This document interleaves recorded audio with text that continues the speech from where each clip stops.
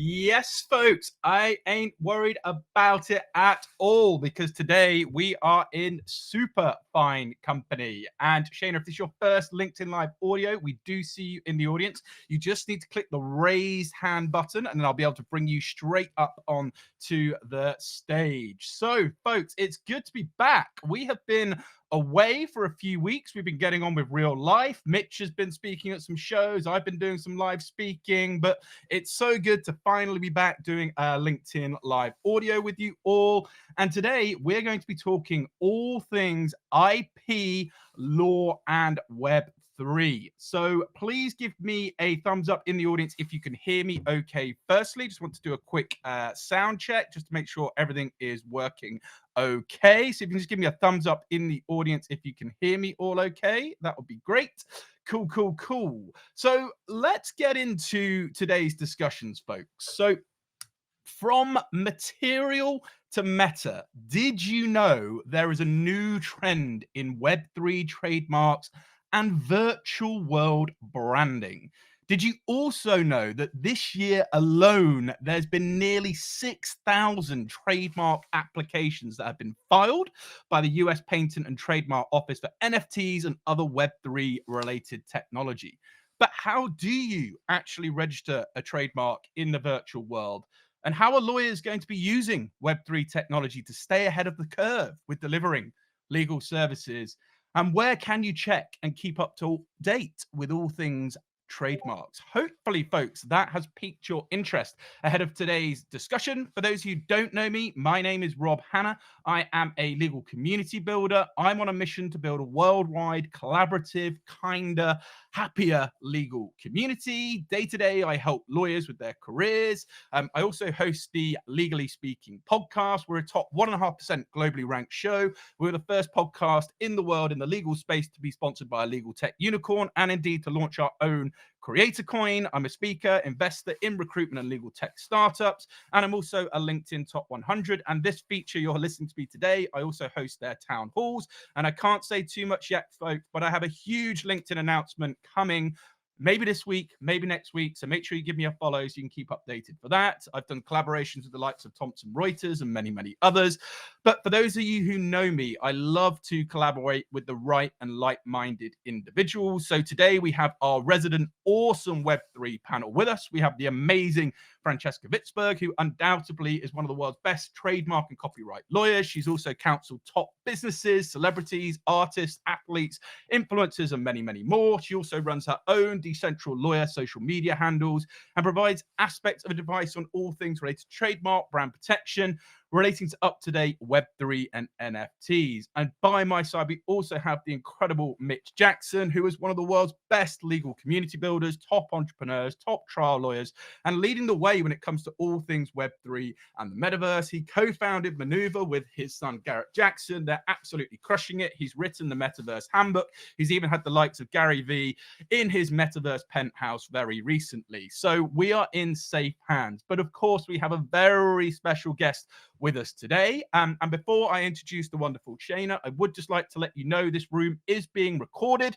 So all the content shared is purely for educational purposes. No legal advice is being given whatsoever. So please ensure you do your own due diligence and research before taking actions on anything you hear in public spaces. We'll be running for about an hour. And in the meantime, if you could hit that invite button, invite some of your friends, connections into the room so we can all learn and mastermind together, that would be great. Feel free to take a screenshot, tag myself, tag all the speakers here on stage, and share some of your key learns from today. So let's introduce our wonderful guest today, Shana. She is a trademark and copyright attorney with experience of securing protection for emerging brands, advising clients on the launch of product names, slogans, assisting in the management of IP assets, representing applicants in trademark prosecution related matters, and enforcing IP rights against infringements and counterfeits. She works for LVLUP Legal, which is an awesome, by the way, women-owned boutique law firm dedicated to empowering startups, brands, entrepreneurs, and content creators. And I just absolutely love the whole concept of leveling up. And they're moving things forward in the legal space. And prior to this, Shana worked for Lights of Discovery Inc., where she assisted various licensings, entertainment deals for Food Network and many, many others. She's as a member of the Estée Lauder companies trademark team. She's also represented global cosmetic brands, including likes of Bumble and Bumble, Clinique, and many, many others. Folks, this digital world is fast moving. There's a lot for us to keep up to date with. So we have an incredible panel today. So a very warm welcome, Shana. Thank you so much for taking the time to be with us today. Awesome, awesome, awesome. Okay, so I'm going to kick things off with some questions for Shana, and then I'm going to encourage you in the audience, if you have any questions, to raise your hands. Feel free to do so and come on up. And also my esteemed co-host Mitch and Francesca will also have some questions for Shana too. So let's just sort of set the scene, folks. We've been running these rooms for quite a while. We know Web3 is the next stage of innovation when it comes to the internet. It's being built with a purpose to take away that centralized power of these large tech giants, regulators, bring the power back to everyday people like you and I and creators. So I would love to just start things off very simply, Shana, though. Let's start in sort of basic terms. What is the difference between a trademark and a copyright? And then we'll jump into some more exciting things. But I think it's just really important to set the tone so people know the clear differentiators and why they should know all things trademarks and copyright. You have the mic, my friend. Hey everyone, thank you so much, Rob, for having me on. Mitch and Francesca, nice to see you both and hear you both. Um, yeah, so I'm totally good. Let's jump into the basics. I think the basics is always a great place to start, just to get everyone in the audience on the same page. So, there are three forms of intellectual property, broadly speaking: trademarks, copyrights, those are the soft IP, and then you have patents, which is the hard technical side. So, for purposes of this discussion, we're going to be thinking in terms of the soft IP, trademark, and copyright. And they're very similar, right? They both can be used in brands, in brand kits, in marketing, um, all of those things that are very integral and important to a brand and a brand story and to a creator or an artist working within the space. So, very important things to know about. The difference is really in the content. So, when I think of copyrights, I think of a book or a movie or, a piece of art hanging in a museum. Um, they are creative works, they're fixed in a tangible medium. So, basically anything that you see that is art um, or that content. So, again, books, movies, art, poetry, magazines, websites, the content, photos, if you take a picture, things of that nature. Copyrights, they grant the owners of those copyright rights or the creator the exclusive right to copy, sell and distribute, to adapt, change, perform the content of that copyrighted work. So that's a copyright.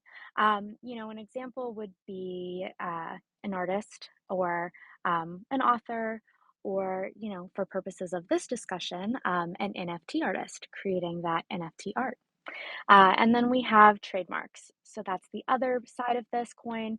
Trademarks are really more of a source identifier. So they indicate to the consuming public which specific brand or company makes, sells, produces a specific product or service. So these can be a couple different things. So, like a logo, the golden arched M for McDonald's tends to be a favorite of mine. A mascot like Mickey Mouse, also a personal favorite. You also have colors, Tiffany blue, the brand name itself, like Nike. And then you also have slogans or taglines like staples, the that was easy kind of button. So anything that's really indicative of a brand. I always love talking with fellow trademark and IP lawyers. Shana, that was an amazing primer. And I'm really excited that we have you today because what your firm is doing, I know Rob mentioned it, but if you guys don't already follow Shayna and the firm Level Up Legal on TikTok and Instagram, it is so amazing. They're delivering really informational content, but in a fun way. I love watching all your videos. Oh, So thank I you. I wanted to really like dig in because we're gonna really take advantage of your expertise today. When it comes to trademarks and copyrights, yes, we know that books are protectable. We know that posts, images are protectable. But what about NFTs? What about designs and avatars in the metaverse? Can you talk a little bit about what you're seeing and how you're advising clients in that emerging tech space? Yeah, of course.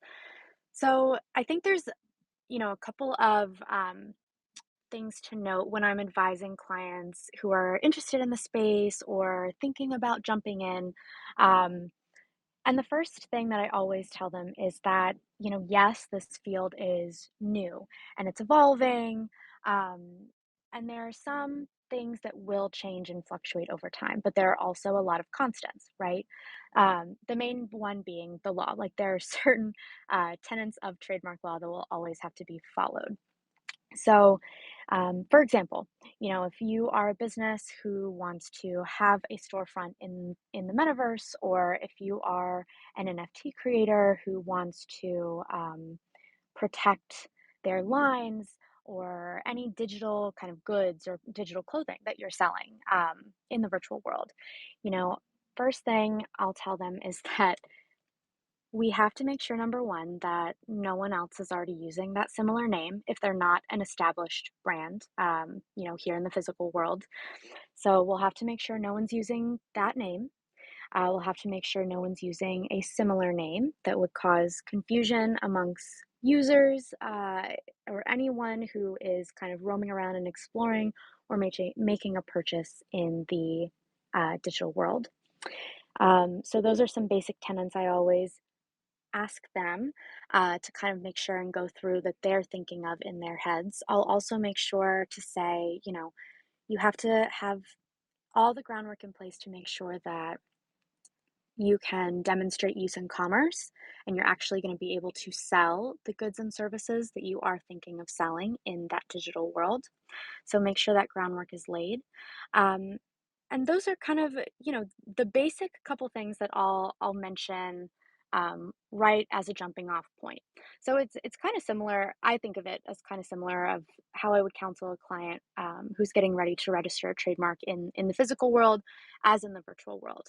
Um, I like to think of it that you're still going to go through the same basic registration process. It's just, um, you know, you'll have to make sure that you're able to demonstrate use in the virtual world, and you'll have to apply in a different set of classes for those virtual goods and services. I don't know, Francesca, if you have any other tips or pointers from a practical standpoint, but that's always where I start as a jumping off point. That was incredible. No, you really covered everything. I think that being a little bit proactive, having a strategy in place, doing an audit of your current portfolio, seeing where you can expand into certain territories, into certain other classes like class 9 for downloadable software or a cryptocurrency class. And then, just being aware of international trademarks because the internet is on the computer, so it's connected to international territories. But generally speaking, I love what you said that these are the same rules basically, and that the same things apply. I think a lot of people are intimidated and may not know that like know where to begin when it comes to this space, but I think that is a good starting a point. Yeah. And I think it's totally fair to be, you know, intimidated as a brand because there is so much going on right now in terms of headlines that you're seeing, right? So it can look kind of daunting, and when you're seeing different people and different brands and different artists popping up suddenly everywhere, and you know, I feel some of my clients have communicated to me that they felt this rush and this push into the digital world. So I get it. It can feel kind of intimidating because there's so many people out there talking about the topic. But yeah, it's always something that I like to mention is it's the same basics, just on a different field now. Shana, if I could jump in with a question, and Yeah. but before I do, it was raining and cloudy here in Southern California this weekend. But you know what? Over Huntington Beach, California, the clouds parted and rays of sunlight came in. And let me tell you why, everyone, because Francesca was over in Huntington Beach from the East Coast for a firm meeting or getaway. And guess who she met and got to hang out with? My daughter from LA, who came down for her law firm's firm meeting. So the two of them got together and actually got to visit. And Francesca, that just made my whole weekend. That was awesome. She is my new best friend. Like, I Good, I good. cannot believe how much in common we have. She's a fourth year in big law, and she's Mitch. Everyone needs to connect with her, number one, because she's totally going to be one of the most formidable and important litigation attorneys, following in her dad's footsteps, of course. Aw, But thanks. like her bosses love her. Like, I literally met her, never met her before, right, Mitch? And I met her bosses, I met her colleagues. It was hilarious. She was like, "I bet you met more people than like my parents have." So, It's true. It's true. She told me that the partners were all coming through. This is a huge global firm, everyone. And Francesca, uh, thank you for taking the time. Thanks for chatting with AJ. And I knew the two of you would hit it off. But let me circle back to my question is I get a lot of entrepreneurs and new startups, Shanna, that have already started their projects. Maybe they've already done their drop. They've already rolled out their DAO. They've already created their company. Maybe using business entities, maybe not. And after the fact, when they ask me a legal question, one of my initial responses is, this is what we need to do, but let's back up.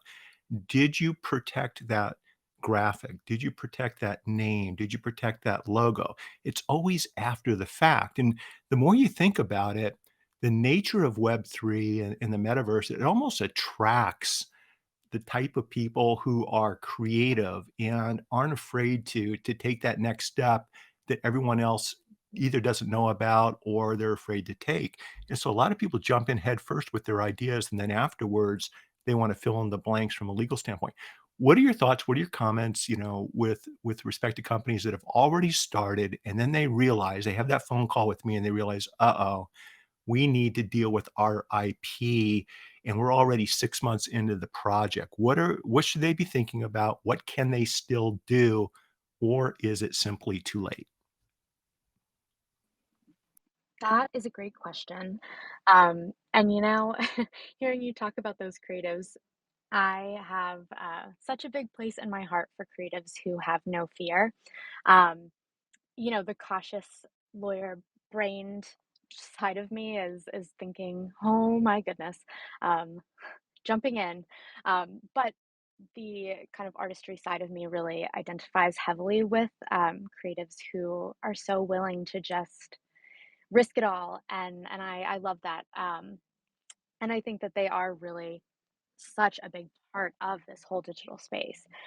So, first off, I would say it's never too late. And while some people might disagree with me, I always think, you know, you have to secure your brand so that you can effectively protect it, so that you can effectively monetize it. And I'm just very, of that mindset. So it's never too late if you want to jump in first. That's your choice. Um, well, it's not something I would advise. That's totally up to every different business, up to every creative, but it's not too late.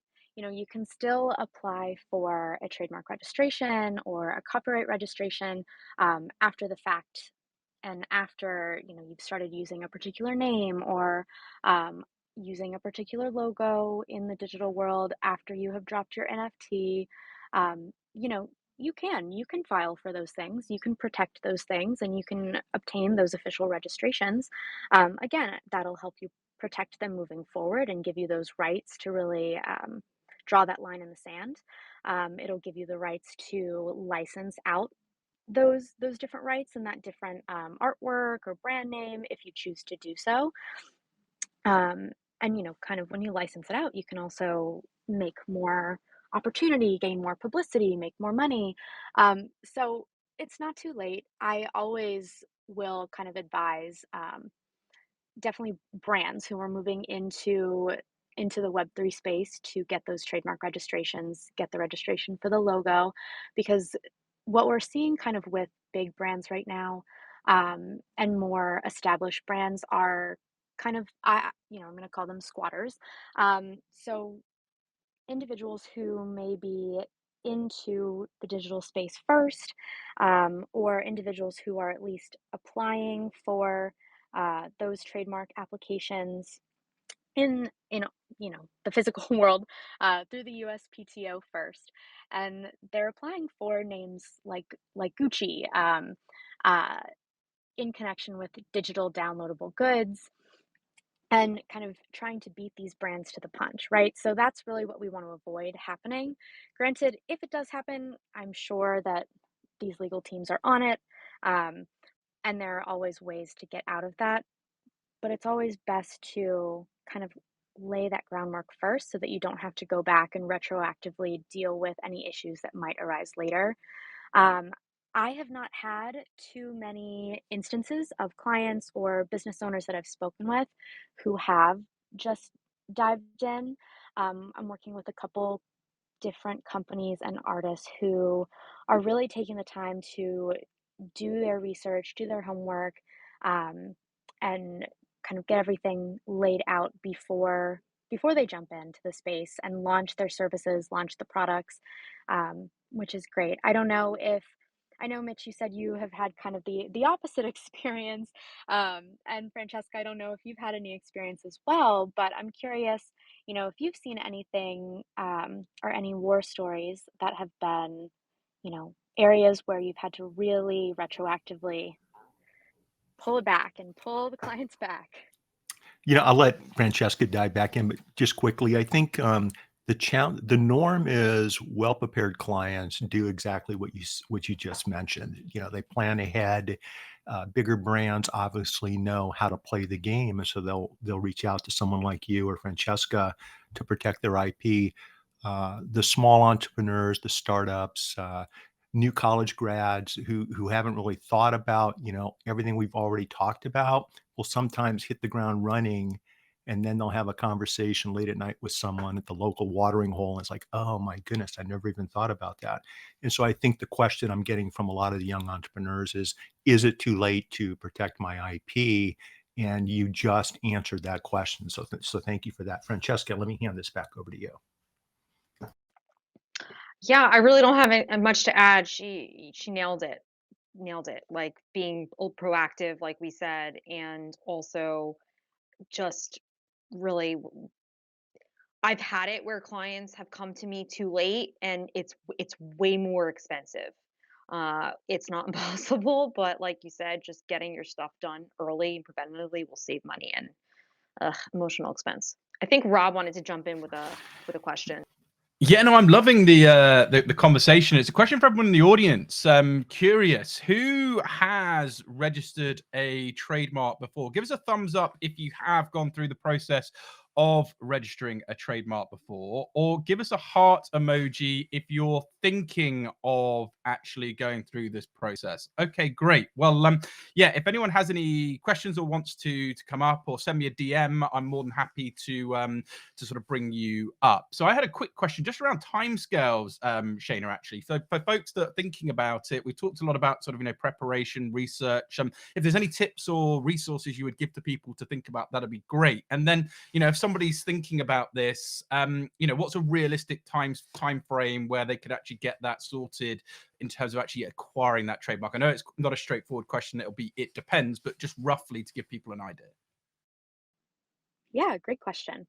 So, in terms of resources and learning more and practical tips, and just doing your research, I think one thing I love is I love learning for learning's sake. So I'm always into communities, and I love, if someone I follow on LinkedIn posts an article that's kind of related to the topic or on the topic, I am going to be reading that article. I'm going to be commenting on the poster's kind of status on LinkedIn and chiming in, or at least keeping up with that conversation just to see different perspectives, or maybe someone will link a different resource or a different article that'll have some additional insights. Um, so, I think it's really important to continue to follow people on LinkedIn who are actually in the space, um, who have actually filed those trademark applications, who are actually working with brands who have a leg, or, are interested in diving into the Web3 space. Super important. I also think one thing you can do too that a lot of people tend to forget about is Google Google Alerts. I have Google Alerts set up for a bunch of different branding, trademarks, creatives, Web3, things of that nature, just so I can continue to stay kind of logged in to that, and subscribed to that space. I'd also say, Discords are a really good place to reach out and meet people too. And just sharing experiences and um, sharing, personal experiences, or maybe something that you would have done differently in terms of practically filing for that application. It's all great space and a safe space to learn. So that's something I'm thinking of in terms of practical resources. Also, the big one is a lot of attorneys offer free consultations, like complimentary, anywhere from 15 to 30-minute consultations. So if you're a brand owner, or a creative interested in joining the space, or interested in even, you know, asking an attorney, what are some things I should be thinking about, right?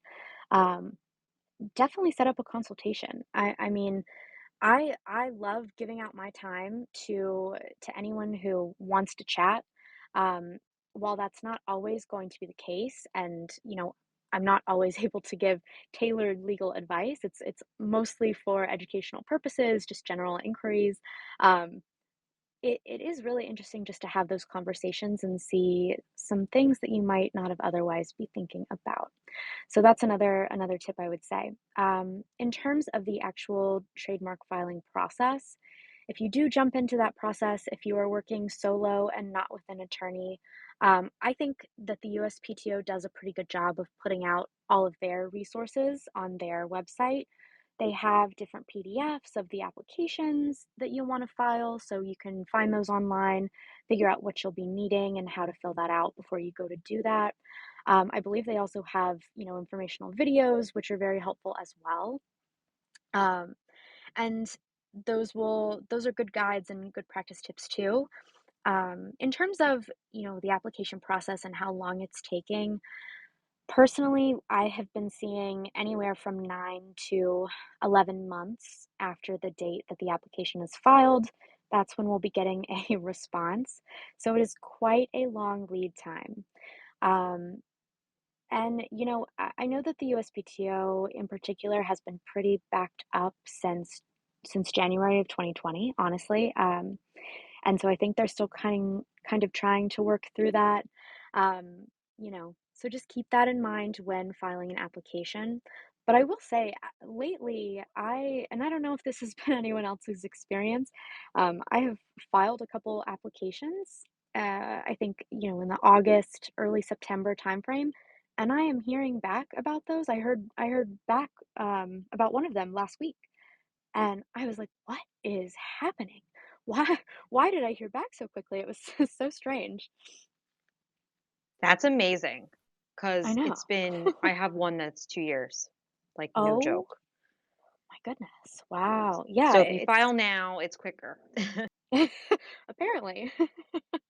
Maybe they're using, the blockchain and smart contracts now to process all the applications. When's that gonna happen? They they Ever? just Ever? they just issued, I mean, there's a whole new law enacted for trademarks, the Trademark Modernization Act, that literally Mhm. is trying to use tech and streamline a lot of things to make this process better, but we'll see. Maybe will the USPTO have their own NFTs? We will see. It's anything to speed up, the process and make it more efficient, right? Just so the 2 of you know, we're just filing final paperwork today on a pretty major catastrophic multiple wrongful death case, 6 years of litigation, everyone.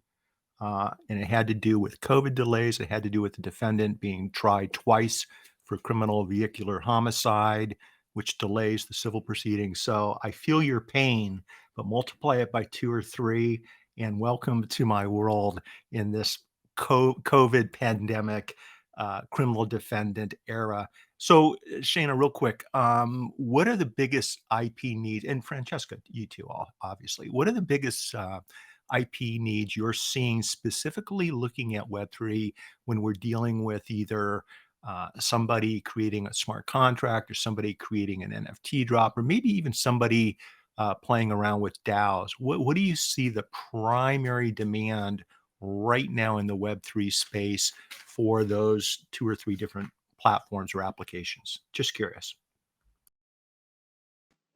Yeah.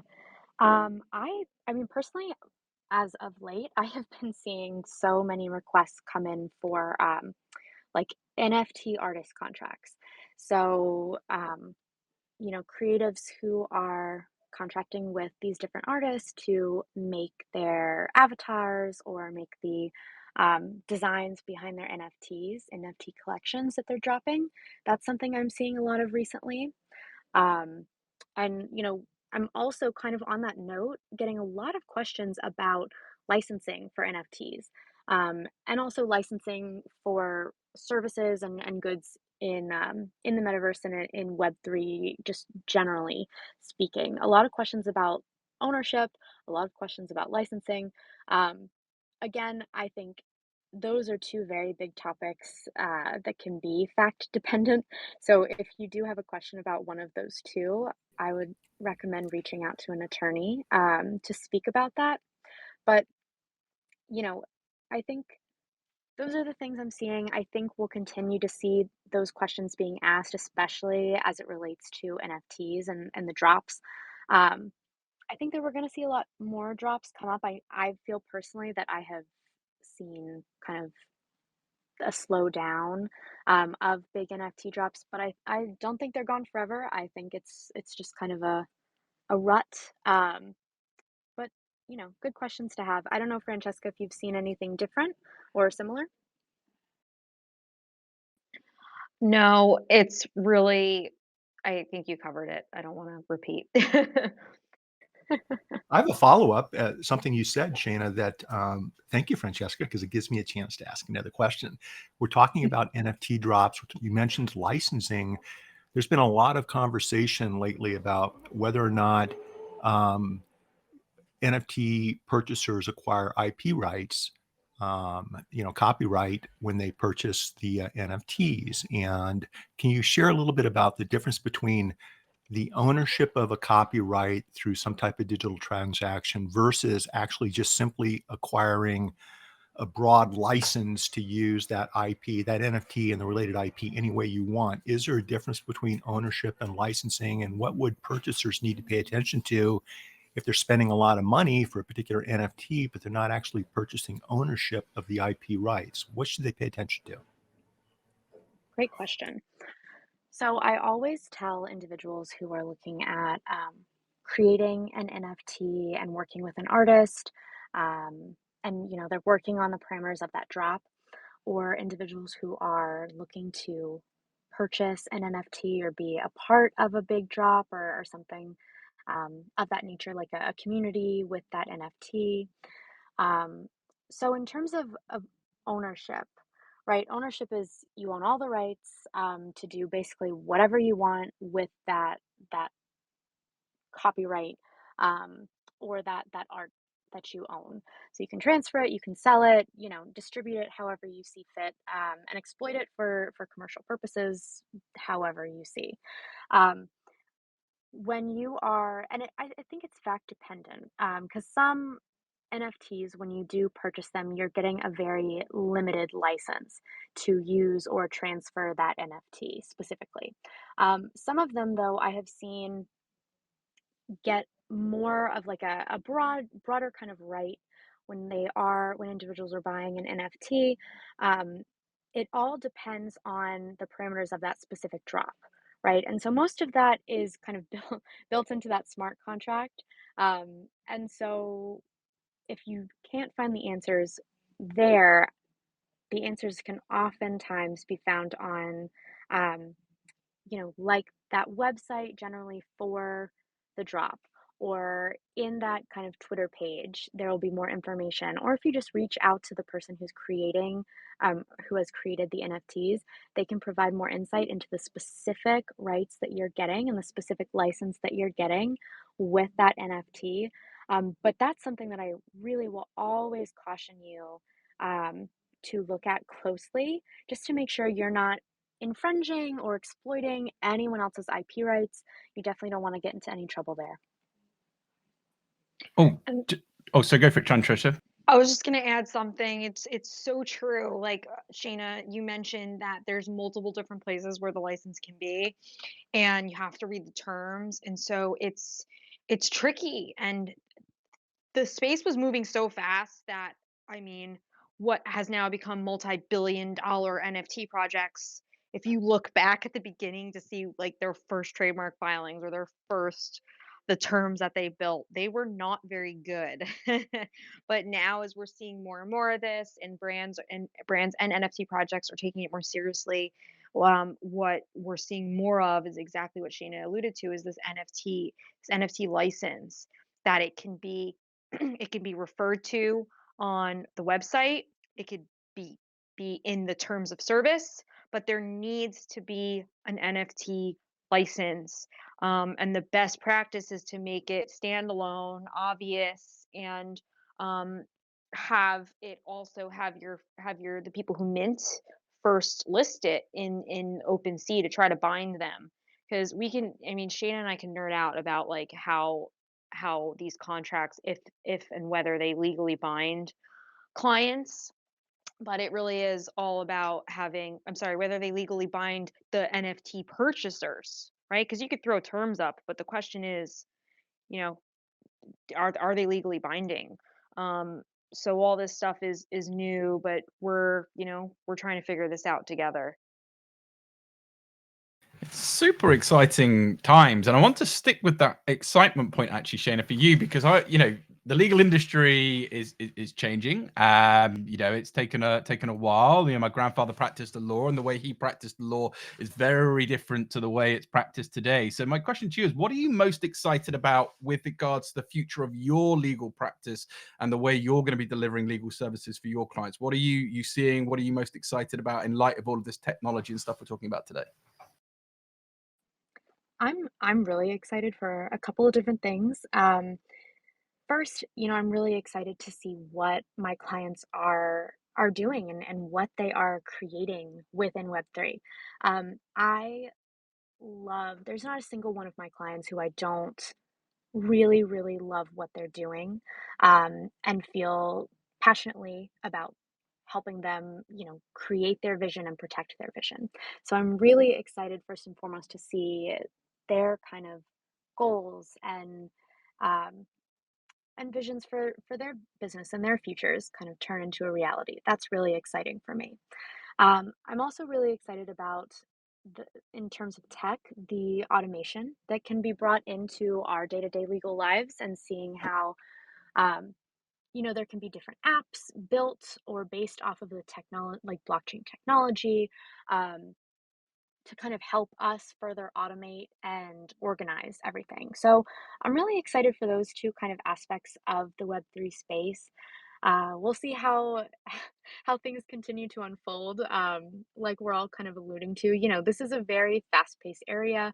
Um, Things, you think something's going to turn out one way and be a really big technological advancement, and then it might or might not happen. So we'll see. I'm very hopeful, and I'm very excited generally. I don't know if anyone else is excited for anything else within the space as well, but I'd love to hear about it. Hello. Yes. I can't even sit in my seat. I'm so excited about what's going on. This is self-serving, but I dropped a new LinkedIn article in our newsletter this morning on how we equated the advancement of Web3 in the metaverse to the transition from the horse and buggy to automobiles back in the late 1800s and 1900s. I see the similarities. It just knocks me off my seat. And by the way, I just opened a fortune cookie. Most of you know I've been self-employed for 36 years. My fortune says a sizable raise is in your near future. So it's coming out of one pocket and going into the other. I just thought I'd throw that in there.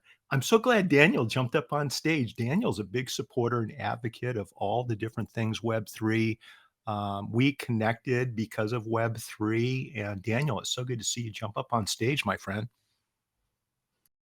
Yeah, good to be here. And let me know if there's too much noise. I'm out running, so there's like dogs and trucks. But I've got it in voice isolation, so hopefully it's okay. It's Yeah, perfect. Share everybody, awesome. share with everyone who you are and what you do. All right. Well, my name is Dan Roeder, and I'm the chief academic officer for an organization called the David Z Foundation. We're a music nonprofit.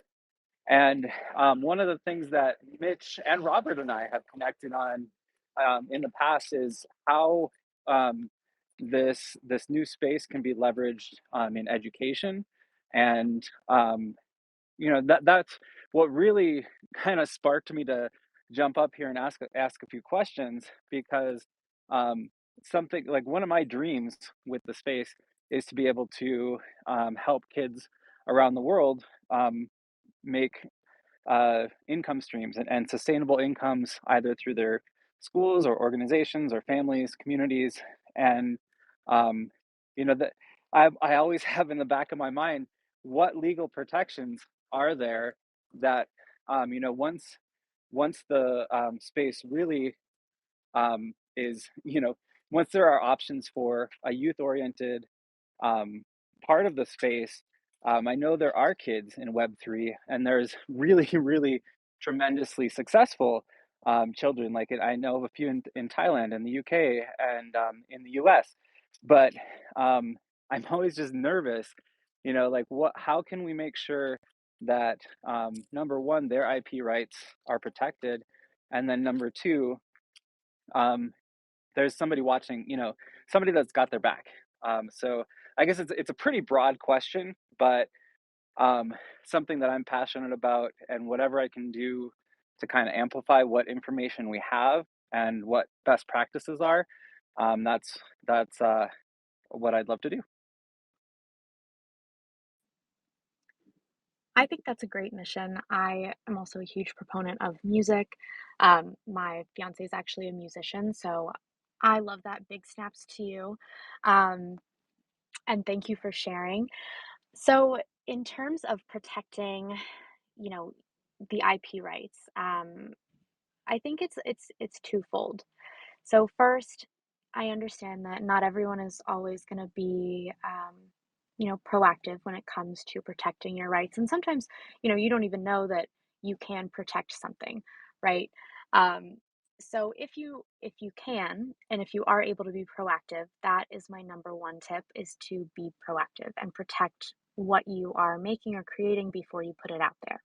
Um, Secondly, you want to make sure that you are constantly monitoring to make sure that no one else is stealing your IP.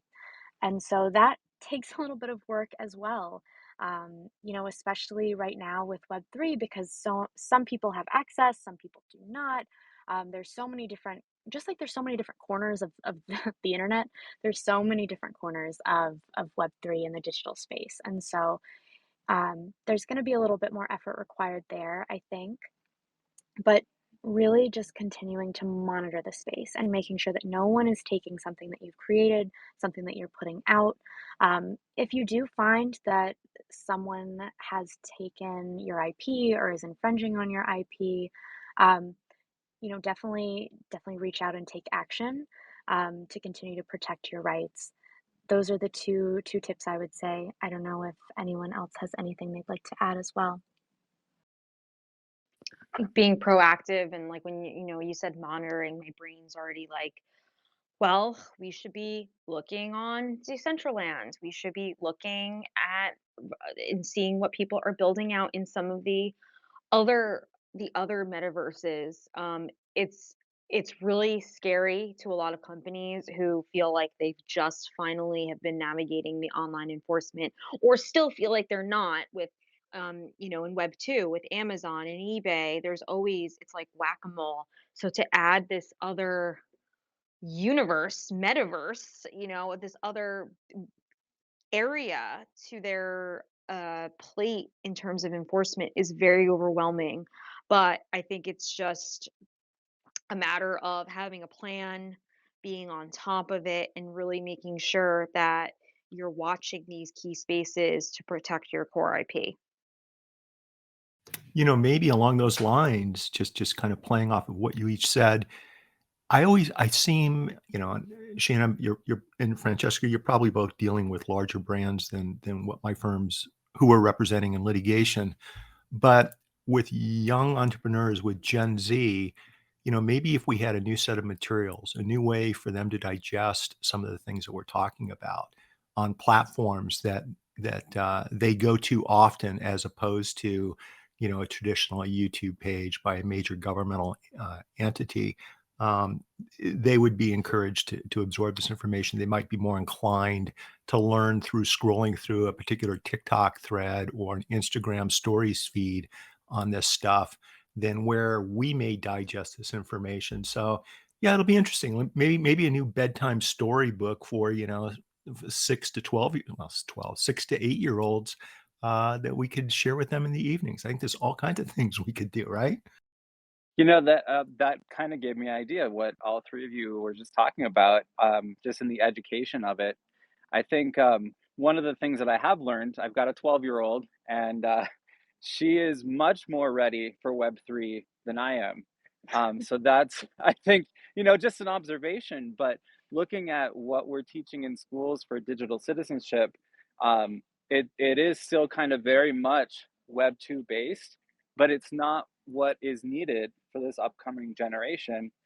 So I wonder if it's something that could be, and maybe it's something ISTE's already working on, but just working with ISTE, and other organizations that are teaching digital citizenship.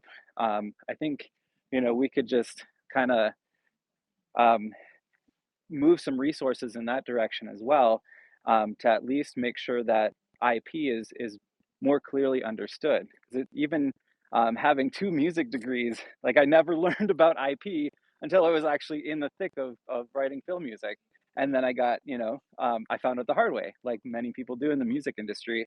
But I think we can do much better than that in education.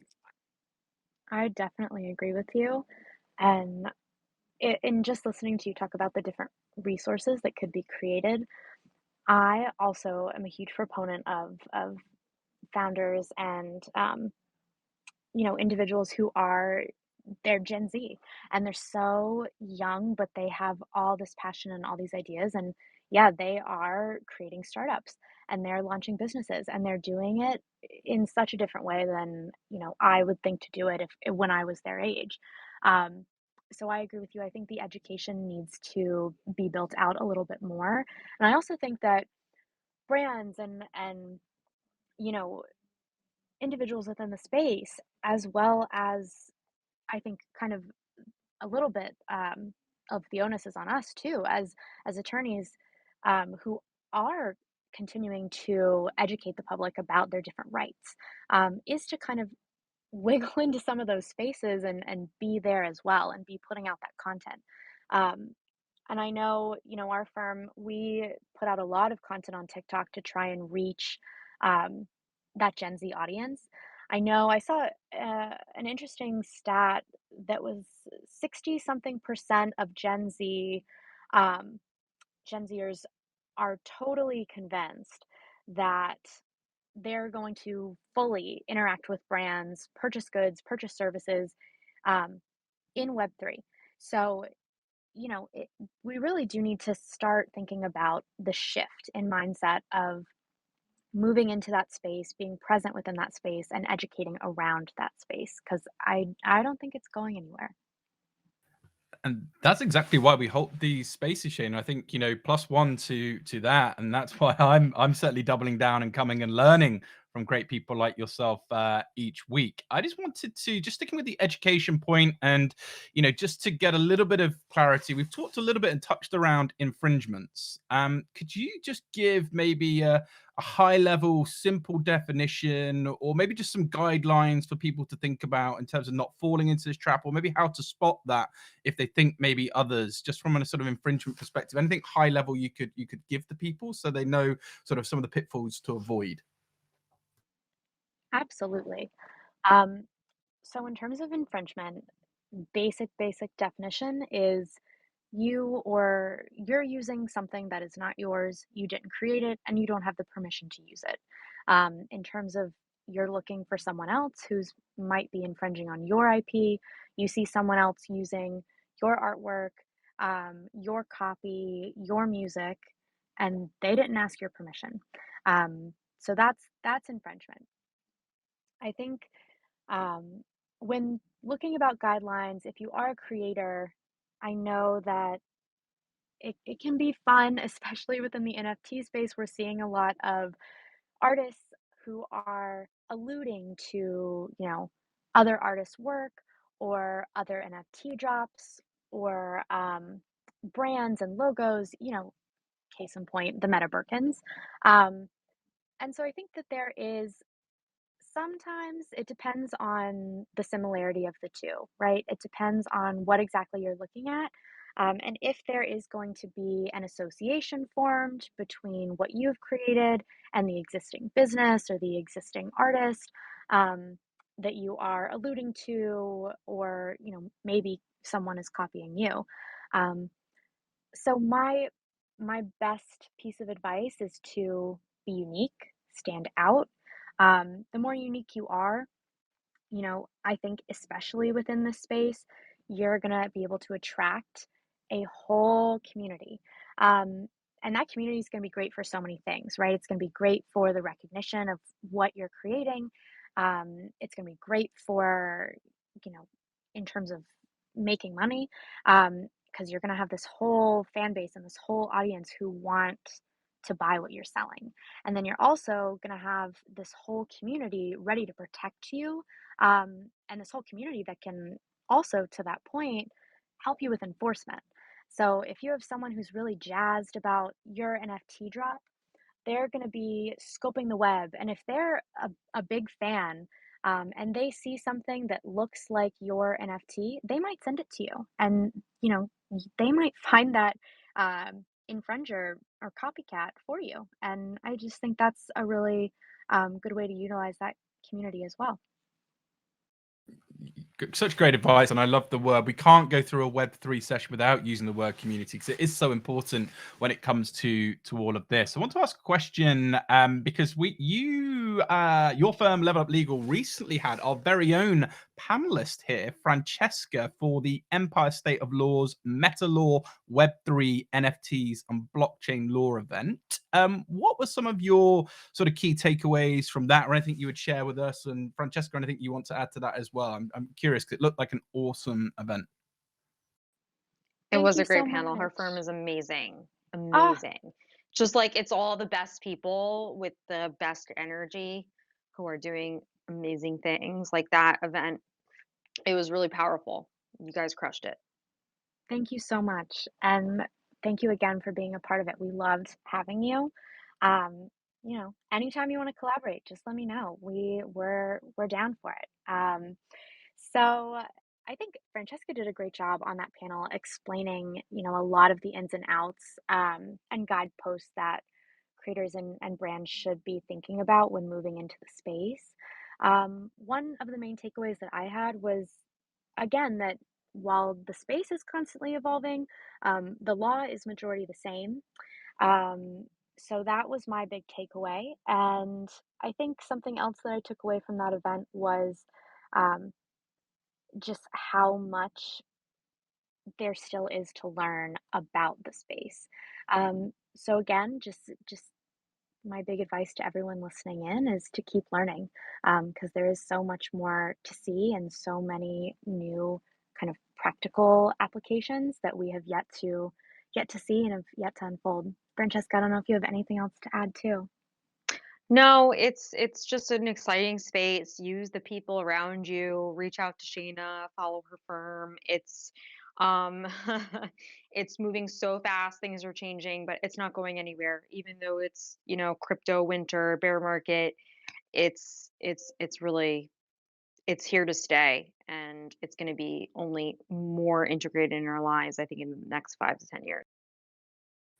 It certainly is, and I'm really looking forward to it. And I think, Shani, you made a great point, and it's something I stress in all of these rooms.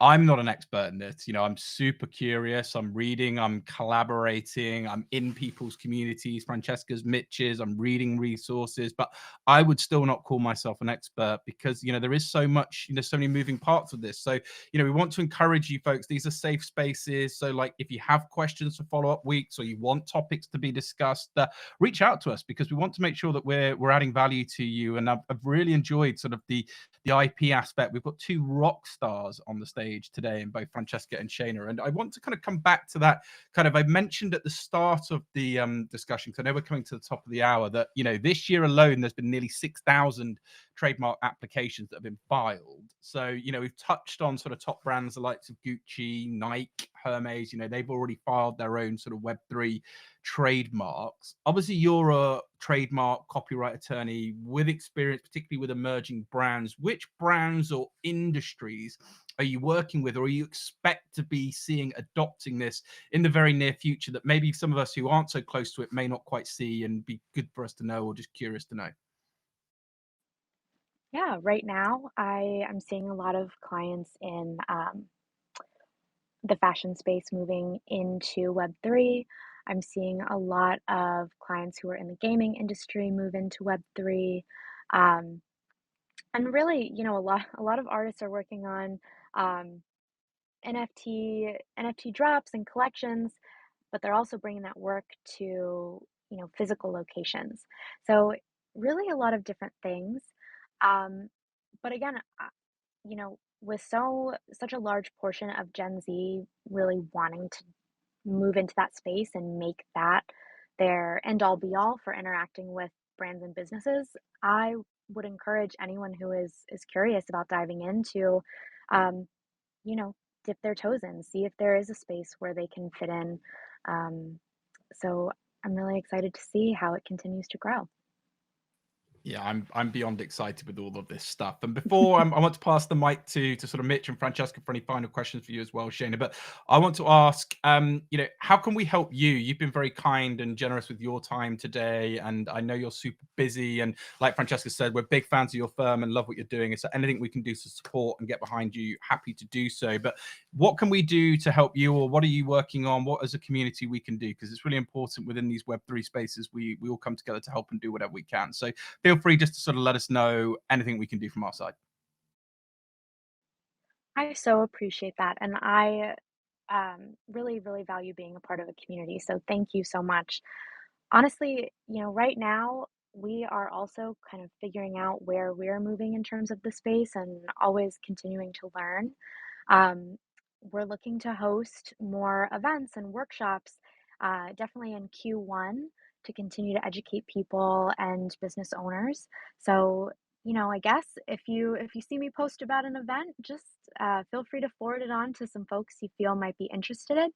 And then, of course, we always appreciate the comments on TikToks and on our Instagrams, just letting us feel, you know, seen and like we're contributing positively to the space. That's always appreciated.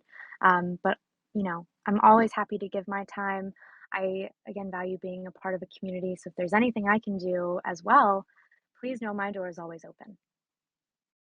Well, absolutely. And, we talk a lot about sort of, social currency and supporting others. One thing you could immediately do, folks, to show some gratitude for Shana today and her time is feel free to take a screenshot, tag myself, tag Shana, Francesca, Mitch, and Daniel. So good to see you. Thanks for all the work you've been doing. And I've attended some of your LinkedIn Live audios. I'd strongly encourage you to give everyone on the stage a follow and just, take a screenshot and share some of your takeaways from today, like your top 3 things or things you're going to be thinking about or things you're going to be implementing, and share with your communities. So I've absolutely loved today's discussion. It's been enlightening. I always come away learning so much. I'm very privileged to collaborate with such amazing humans. So I'd just like to say, everybody, have a wonderful rest of the weeks. If you want to carry on the conversations, I know Mitch has his own Discord. I know Francesca has Discords and communities. I have my own Discord. If you want to join mine, you can send me the word Discord. You're very welcome to do so.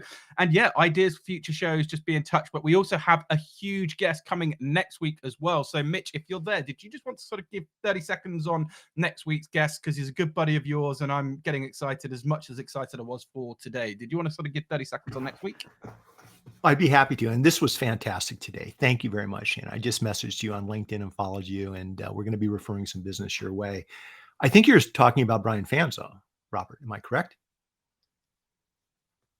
So I think Robert's mentioning Fanzo, who is a long-term friend of mine from the old live streaming days, and he's dived in headfirst in the NFT space. He's got a daily NFT podcast, and he's been putting together a drop, which happens in November, I believe. He'll be coming in and telling us about the trials and tribulations of this journey that he put himself on almost a year ago, what we can learn from it, what we want to avoid, and we'll be doing live. He loves audience participation, so live Q&A. So that'll be fun, and fans will be joining us next week.